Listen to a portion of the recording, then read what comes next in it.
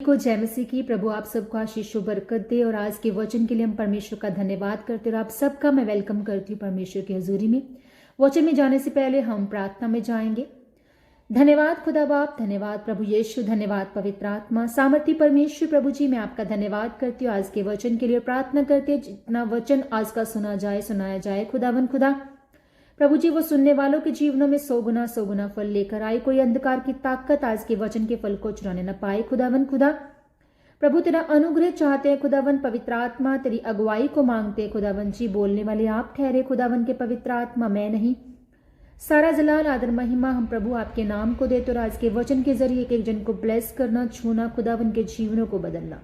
यीशु नाम से मांगते इस प्रार्थना को, आमीन। आज का जो मेरा वचन का विषय है वो ये है कि जीवन के हर मौसम में हम कैसे मजबूती से खड़े रहें। How to stand strong in every season of life. आपको किस तरह से स्ट्रांग बने रहना है जीवन के हर मौसम में, हर संघर्ष भरे उस समय में आपको किस तरह से खड़े रहना है। मैं एक बात सीखती हूँ मसीह में कि मसीह में सबसे पहले आपको बैठना सीखना है, फिर खड़े होना, फिर चलना और फिर भागना। तो ये चीजें अगर आपको पता है मसीह में हमें कैसे चलना है, कैसे भागना है, कैसे खड़े होना है, तो आप मसीह में सीख जाते हैं उन चीजों को जो परमेश्वर आपके जीवन में चाहते हैं, आपको बनाना चाहते हैं जैसा परमेश्वर।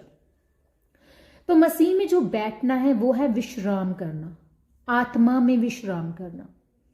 पूरा समय अगर हम चिंता में हैं तो हम विश्राम नहीं पा सकते।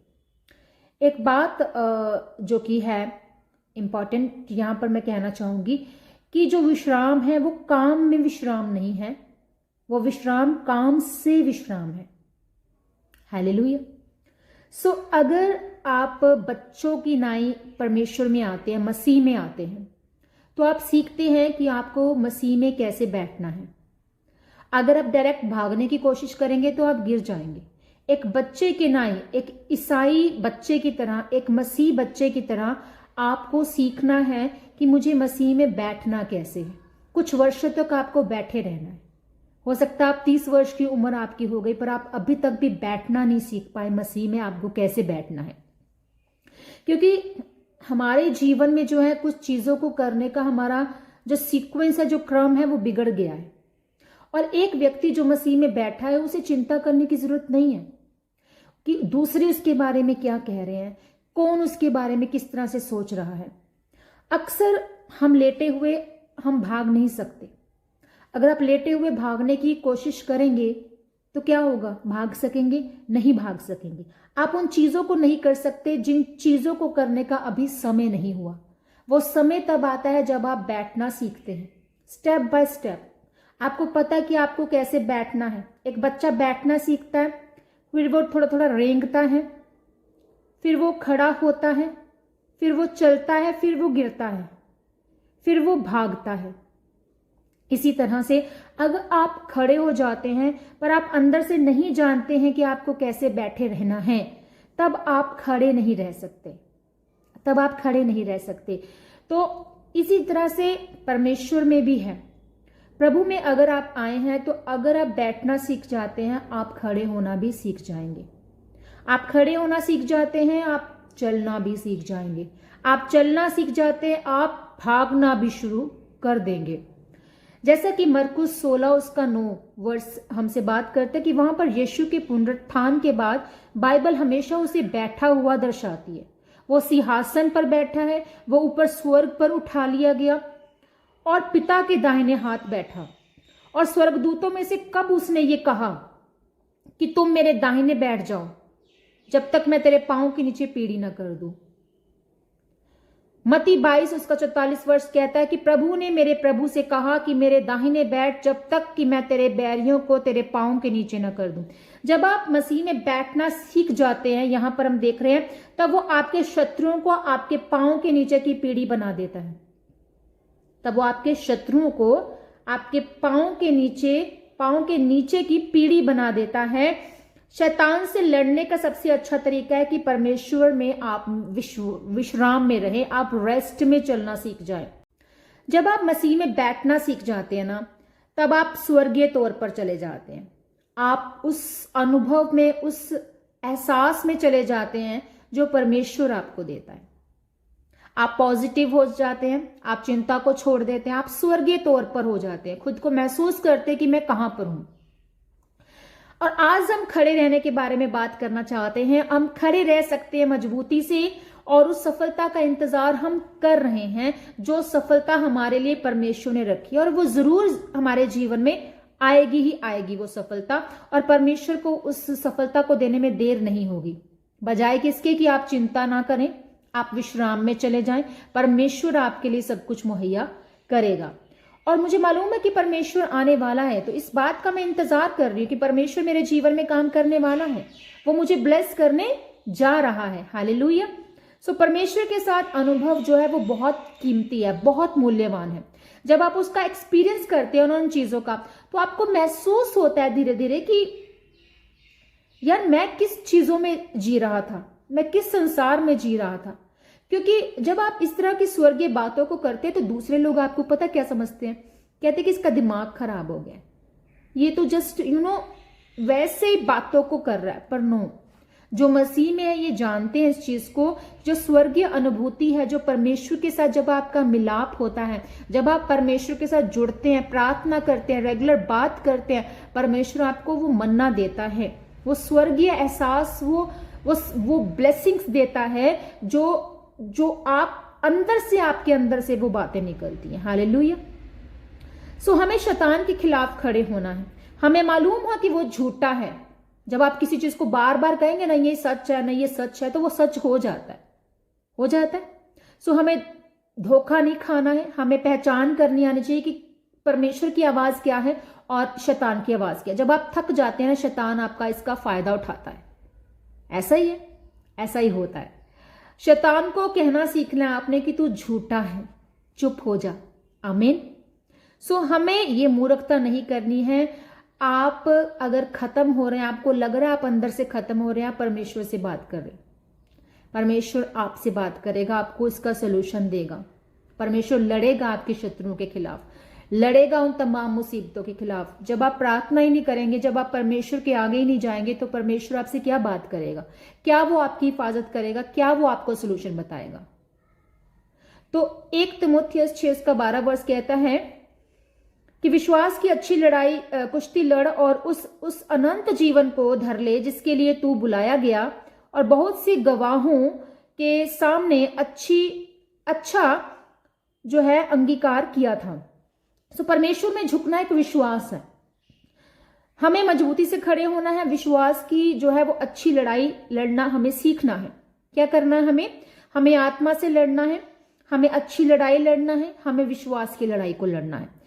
तो मतलब परमेश्वर का ये वादा है, परमेश्वर ने वादा किया है यहाँ पर। लेकिन कभी कभी हमें लड़ना पड़ता है। कभी कभी बड़ी लड़ाई जो हम लड़ते हैं वो शरीर की लड़ाई नहीं, लेकिन आत्मा की वो लड़ाई होती है। और आप उस व्यक्ति को नहीं बदल सकते जिसको आप बदलना चाहते हैं। आप लड़ाई नहीं कर सकते उस इंसान से। आप समटाइम आपको पता है कि मेरी जो प्रॉब्लम्स है वो इस इंसान से बढ़कर है, इस इंसान से ज्यादा है मेरी प्रॉब्लम्स, पर फिर भी आप उस इंसान के लिए प्रार्थना कर रहे हैं। आपको क्या करना है? आत्मा से लड़ना है, आत्मा में लड़ना है, विश्वास की अच्छी लड़ाई लड़नी है। तब आप जीतते हैं प्रभु यीशु मसीह के सामर्थ्य नाम में। हालेलुया। 2 तीमुथियुस 4:7 हमसे क्या बात करता है कि मैं अच्छी कुश्ती लड़ चुका हूं, मैंने अपनी दौड़ पूरी कर ली है, मैंने विश्वास की रखवाली की है। अगर आपने अपने विश्वास की रखवाली किया, अगर आपने अच्छी कुश्ती परमेश्वर में आत्मा में लड़ाई को करना सीख लिया है, तो यही हमें करना है। तो आप परमेश्वर में बैठना सीख जाते हो, फिर आप खड़े हो जाते हैं। अपनी दौड़ पूरी करना, केवल वही काम करना जिसके लिए आप बुलाए गए हैं। आपको वही काम करना है जिसके लिए आप बुलाए गए हैं। अगर आप फालतू के कामों में पड़ जाते हैं, संसार के कामों में पड़ जाते हैं, तो आप परमेश्वर में, मसीह में बैठना भूल जाते हैं, आप खड़े होना भी भूल जाएंगे और गिर जाएंगे। आप निंदित हो जाएंगे, आप गिर जाएंगे, आप अपना मजाक उड़ा लेंगे, और इसका फायदा जो है वो शैतान उठाएगा, और आपको धोखा नहीं खाना है। अपनी दौड़ पूरी करने के लिए हमें मजबूत होने की जरूरत है, लेकिन कुछ नहीं, इनमें से कुछ नहीं होता। आप शत्रु के खिलाफ खड़े हो जाते हैं। आपको लड़ना है, आप विश्वास की चाल चलना आपको अच्छी सीखना है और आत्मा में आपको लड़ना सीखना है। तो उसी तरह से चलो, जैसा मसीह चला था, जैसा मसीह है, पहले आपको चलने में जो है वो गड़बड़ी को देखना होगा कि क्या मेरी लाइफ में गड़बड़ी है, कहाँ पर जो है वो गड़बड़ी चल रही है, कि मुझे इन चीजों को अपने जीवन से निकालना है, इन कमियों को अपने जीवन से निकालना है। अगर आप जानते हैं कि हमें कैसे बैठना है तो आप उस पूरी गड़बड़ को फलांग लगाकर आप जो है वो जीत जाएंगे। आप फलांग लगा लेंगे, मेरे को कोई फर्क नहीं पड़ता, मुझे चिंता नहीं है लोग मेरे बारे में क्या कहते हैं। आप उपदेश दे रहे हैं, आप प्रचार कर रहे हैं परमेश्वर का। कुछ लोग अगर जेलसी कर रहे हैं, कुछ लोगों को लगता है कि कुछ भी नेगेटिव कमेंट्स कर रहे हैं, तो आपको इससे कोई फर्क नहीं पड़ना चाहिए कि लोग मेरे बारे में क्या कह रहे हैं। कहो शैतान तो झूठा है, शैतान तो शर्मिंदा है। आपको गड़बड़ी पता लग गई कि ये गड़बड़ी है, कोई फर्क नहीं पड़ता, क्योंकि परमेश्वर मेरे साथ है। आपको ये कहना है कि शैतान तो झूठा है। यूहन्ना 5 उसका 1 से 8 में हम देखते एक व्यक्ति को देख रहे हैं। बहुत टाइम हम दया मांगने में खर्च कर देते हैं, बहुत साल हम पर दया नहीं होती। मैं सोचती हूँ कि ये फजूल है एक तरह से। आप जब तक आप कर्म नहीं करते, जब तक आप कोशिश नहीं करते, जब तक आप एफर्ट्स को नहीं डालते, आप जीतते नहीं है। यूहन्ना 5 में भी हम देख रहे हैं 1 से 8 में कि वहां पर एक व्यक्ति का जिक्र है। आप पूरी स्टोरी को आप रीड कर सकते हैं और आप जानते भी होंगे इस पूरी स्टोरी को कि 38 वर्ष का वहां पर रोगी बताया गया। कितने सालों का? 38 वर्षों का। तो उस अगली चीज पर आपको जाना कि परमेश्वर के पास जो है और जो आप कर रहे हैं, आपके पास क्या है। परमेश्वर ने उसे सवाल करना शुरू किया। उसमें वहां पर हम देखते हैं, उसने कहा कि अच्छा, उसने ये क्या कहा, यीशु मसीह ने क्या कहा और उस व्यक्ति ने क्या कहा। वो व्यक्ति किस वेट में बैठा था? 38 सालों से। आप सोचे कि 38 सालों से कोई इंसान मदद के लिए बैठा है कि कोई मेरी मदद कर दे। वो किस पर आश्रित हो गया? किसी दूसरे इंसानों पर, कि कोई मुझे इस कुंड में गिरा देगा, मैं चंगा हो जाऊंगा। आपको लगता है कि अगर 38 वर्षों से वो इंसान उस संघर्ष में, उस दुख में बैठा हुआ है, तो उसे क्या करना चाहिए था? एटलीस्ट वो रेंग सकता था, थोड़ा बहुत रेंग कर इतने सालों में भी जाता तो वो कुंड के पास पहुंच जाता, वो गिर जाता उसमें खुद, है ना। उसको इतनी जानकारी कि इस कुंड में कोई भी गिर जाएगा जो चंगा नहीं है, वो चंगा हो जाएगा, उसका कोई भी बीमारी या रोग वो दूर हो जाएगा। वो यीशु मसीह से कहता है कि प्रभु, मुझे किसी ने भी जो है अब तक मेरी मदद नहीं की। मैं जब सोचता हूं कि मैं इसमें गिराया जाऊं, मैं गिरूं, मतलब कोई ना कोई मुझसे पहले आकर इसमें जो है छलांग लगा देता है और वो चंगा हो जाता है, और मैं अभी तक चंगा नहीं हुआ। यीशु मसीह ने उससे ये नहीं कहा, ओहो अच्छा तुझे इतना दुख है, तू ऐसा तेरे साथ हुआ। उन्होंने ये सब कुछ नहीं कहा। उन्होंने क्या कहा? उठ, चल फिर, अपनी खाट उठा और चल फिर, यही कहा। तो यहां पर हम देख रहे हैं कि वो इंतजार कर रहा था कि कोई उसके लिए सब कुछ करे। क्यों आज आप किसी पर आश्रित है? आप इंतजार कर रहे हैं कि कोई मेरे लिए कुछ करे। यहां पर दूसरे लोगों से वो उम्मीद कर रहा है, दूसरे लोगों से वो उम्मीद को लेकर बैठा है। और यीशु मसीह ने कहा कि उठ, अपनी खाट उठा, चल फिर, ये कहा प्रभु ने। प्रभु चाहते हैं कि हम अपना जो बोझ लेकर बैठे हैं ना, उसको हम उठाकर फेंक दें। अपनी खाट भी उसे उठाने के लिए कहा प्रभु ने, और कहा चल फिर, चल फिर, उठ। आज आपको कोशिश करनी है कि परमेश्वर आपको उठा दे। आपको वो दया से बढ़कर क्या मांगना है? कि परमेश्वर, क्या कहना है? बैठना सीख जाना है, हर चिंता से आपको दूर हो जाना है। उस 38 वर्ष के रोगी की तरह उस संघर्ष में नहीं जीना। परमेश्वर से मांगना है, आत्मा की अच्छी लड़ाई लड़नी है, विश्वास की लड़ाई लड़नी है, विश्वास की कुश्ती लड़नी है।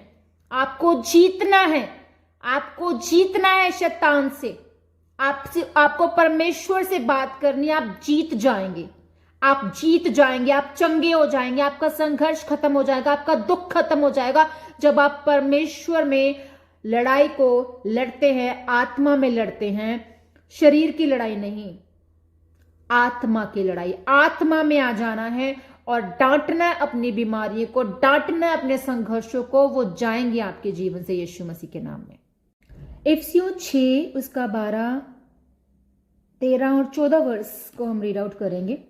वहां लिखा है, क्योंकि हमारा ये मल्लयुद्ध लहू और मांस से नहीं परंतु प्रधानों से और अधिकारियों से और इस संसार के अंधकार के हाकिमों से, उस दुष्टता की आत्मिक सेनाओं से हैं जो आकाश में हैं। और लिखा है, इसलिए परमेश्वर के सारे हथियार बांध लो कि तुम बुरे दिन में सामना कर सको और सब कुछ पूरा करके स्थिर रह सको। इसलिए सत्य से अपनी कमर कसकर और धार्मिकता की झिलम पहनकर। हालेलुया। तो आप शैतान का गला नहीं घोट सकते। घोट सकते हैं? नहीं घोट सकते। आप क्या कर सकते हैं? आपको लड़ना होगा आत्मिक तौर पर। आप हथियार उठाने के लिए तैयार नहीं है अगर, तो आप कैसे जीतेंगे? हम हथियार को उठाकर नहीं रखते, हम हथियार को क्या है, पूरा समय पहने रखते हैं। आत्मिक हथियार को पहन के रखना है, मतलब आत्मा में रहना है, परमेश्वर में बने रहना है, वचन में बने रहना है, संसार में नहीं जाना है, संसार की बातों पर ज्यादा फोकस नहीं करना है, उन चीजों में नहीं इन्वॉल्व होना जो संसारिक है। आत्मा का आध्यात्मिक हथियार आपको हमेशा पहने रहना है। हालेलुया। रोमियो 8 उसका 36 से 37 वर्ष हमसे बात करता है कि तेरे लिए हम दिन भर घात किए जाते हैं, हम वध होने वाली भेड़ों के समान गिने गए हैं, परंतु इन सब बातों में हम उसके द्वारा जिसने हमसे प्रेम किया है जयवंत से बढ़कर है। कई बार आप एक भेड़ की तरह लगते हैं जिसे वध कर दिया जाएगा।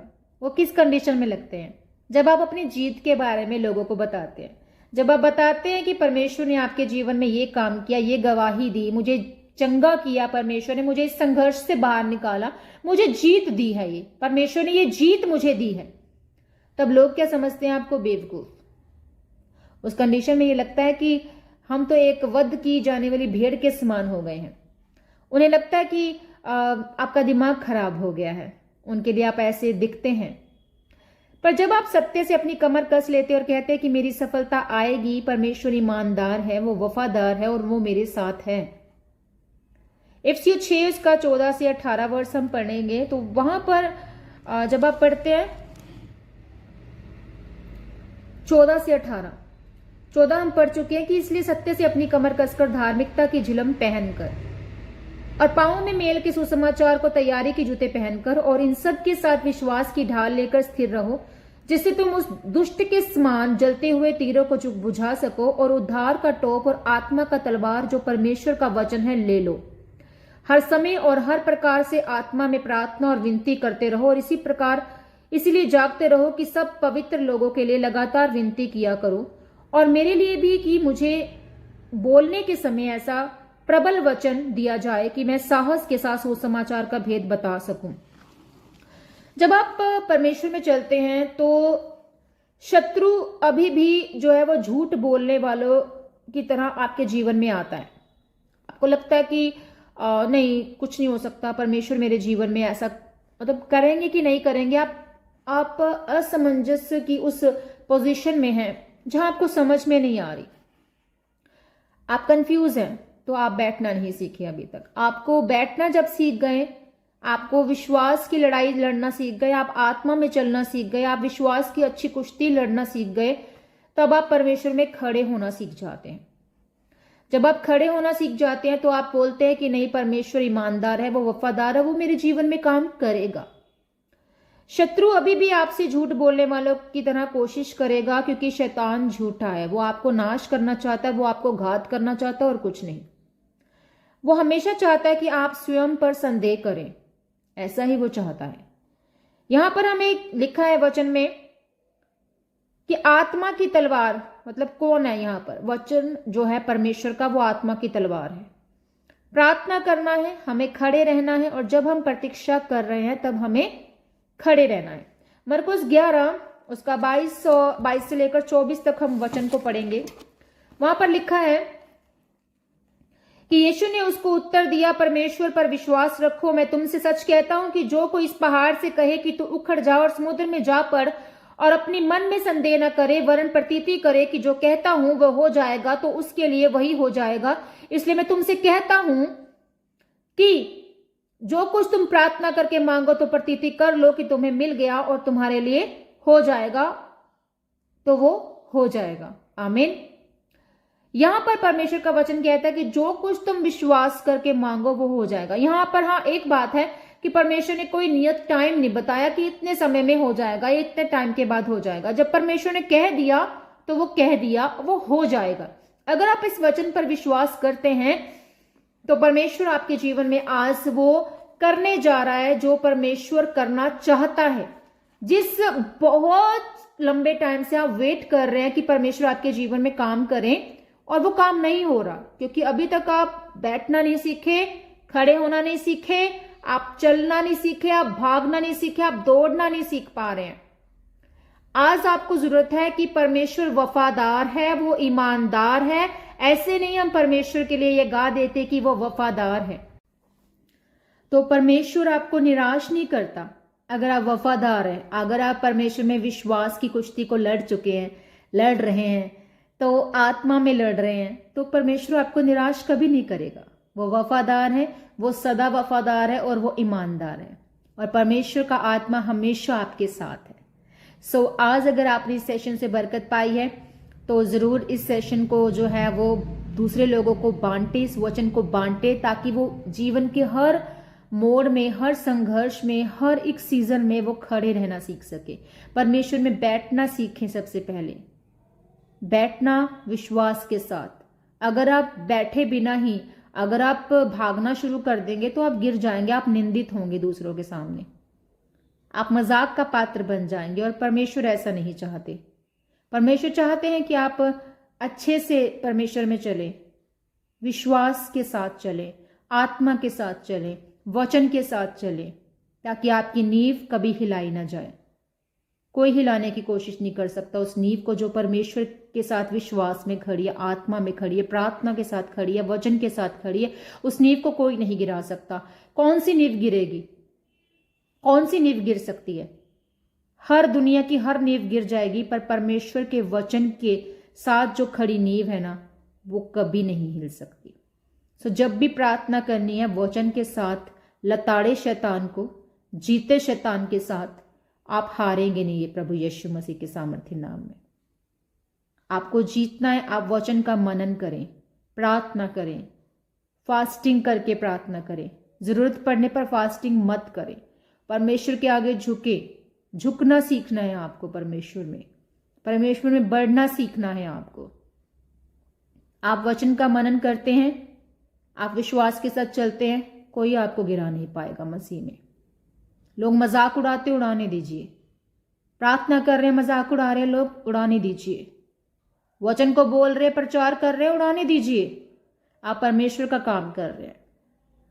आज आप परमेश्वर का काम कर रहे हैं, उसके राज्य की खोज कर रहे हैं। परमेश्वर आपकी तमाम जरूरतों को स्वर्गीय भंडार से आपको देने जा रहा है। सो खुदावन आपके साथ है। और परमेश्वर का वचन रोज रीड करें, मनन करें, लिखे वचन को क्लेम करें, शैतान को झूठा ठहराएं। उसकी आवाज जब फुसफुसाए ना, वो लताड़ दो उसको, क्योंकि आप विश्वास की अच्छी कुश्ती लड़ना सीख चुके हैं। यीशु मसीह के नाम में आप जीत चुके हैं। हालेलुया। स्वाय प्रार्थना करते हैं। धन्यवाद खुदा बाप, धन्यवाद प्रभु यीशु, धन्यवाद पवित्र आत्मा, सामर्थी परमेश्वर पिता। मैं धन्यवाद करती हूँ आज के सुंदर वचन के लिए। परमेश्वर हम सीखने पाए कि हमें कैसे चलना है, कैसे बैठना है, कैसे चलना है, कैसे खड़े होना है, कैसे भागना है। खुदावन जी आपने हमें सिखाया।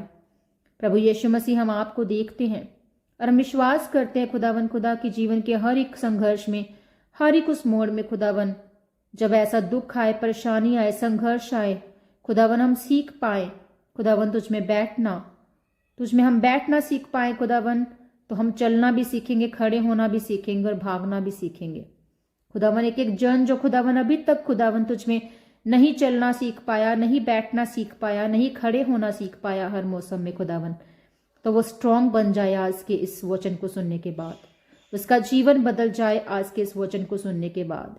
खुदावन जी उसको तसल्ली दे खुदावन। अगर वो बीमार है कोई भी जन खुदावन, आप उसे उठाएं खुदावन। जैसे आपने इस 38 वर्ष के रोगी को कहा कि उठ, अपनी खाट उठा और चल फिर। खुदावन ये चलने फिरने लग जाएं यीशु मसीह के नाम में। ये चंगे हो जाएं, ये भागे और दौड़े प्रभु यीशु मसीह के सामर्थी नाम में। खुदावन खुदा तेरे सामर्थी नाम में, तेरे लहू के नीचे मैं तमाम जन को कवर करती हूँ। इनके तमाम परेशानियों को खुदावन जी आप दूर करें। इनके तमाम संघर्ष यीशु नाम से खत्म हो जाएं। इनकी तमाम बीमारियां यीशु नाम से जाती रहे। खुदावन यीशु मसीह के कोड़े खाने से चंगे हो जाओ। यीशु मसीह के कोड़े खाने से आप चंगे हो चुके हैं। इन जीसस ने विश्वास करे कि हर एक बीमारी यीशु नाम से जा चुकी है। हर एक नेगेटिविटी प्रभु यीशु के नाम में जा चुकी है। हर एक कमी कमजोरी यीशु मसीह के सामर्थ्य नाम में जा चुकी है। इन जीसस ने मैं एक एक जन को ब्लेस करती हूँ खुदावन यीशु मसीह के नाम में। ये ब्लेस हो जाएं, ये ब्लेस हो जाएं, इनके रास्ते ओपन हो जाएं, इनके तमाम संघर्ष खत्म हो जाए। हर अंधकार की ताकत यीशु नाम से जाती है। हर एक डिले यीशु नाम से चला जाए। हर एक बीमारी कमजोरी यीशु नाम से उठ जाए। Be fruitful in Jesus name. खुदावन तेरी शांति इनके जीवनों में जाए। सचमुच खुदावन आप ईमानदार हैं, आप वफादार है खुदावन। इनके जीवनों में वफादारी की आत्मा जाए। पवित्र आत्मा के फलों से ये भर जाए। ब्लेस करते हैं, मांगते यीशु नाम से इस प्रार्थना को। आमीन, आमीन, आमीन। हालेलुया।